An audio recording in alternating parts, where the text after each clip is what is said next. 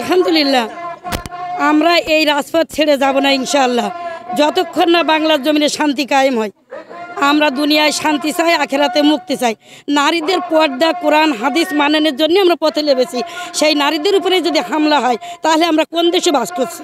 যেখানে ৯৯% মুসলমানের দেশ, সেই দেশে যদি নারীদের উপর হামলা হয়, এরকম দেশে আমরা কি আশা করতে পারি?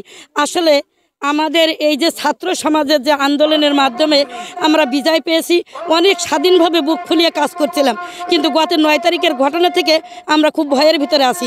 ছাত্র সমাজ আন্তর্জাতিক নারী দিবস উপলক্ষে যখন আমরা নারীদের অধিকার, নারীদের মর্যাদা, এটা রমজান মাসে কুরআন হাদিস থেকে বলার জন্য যখন একত্রিত হয়েছি, আর সেই জায়গায় যখন আতর্কিতভাবে নারীদের উপরে বিএনপির সন্ত্রাসীরা হামলা চালিয়ে আমাদের নারীদেরকে রাস্তায় ফেলে, মাথার কাপড় ফেলেও মাথা আলগা করে রাস্তায় দাঁড়িয়েছে, এই প্রতিবাদ করার জন্যই আমরা আজকে এই রাজপথে নেমেছি, মানে এই সমাবেশ রাখিছি।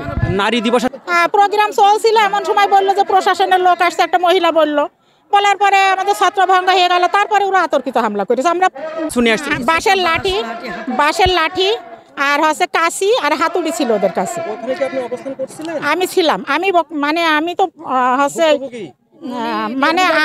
আমারই হচ্ছে পরিচালনা, আমি ইউনিট পরিচালকই, আমার নেতৃত্বে হচ্ছিল ওটা।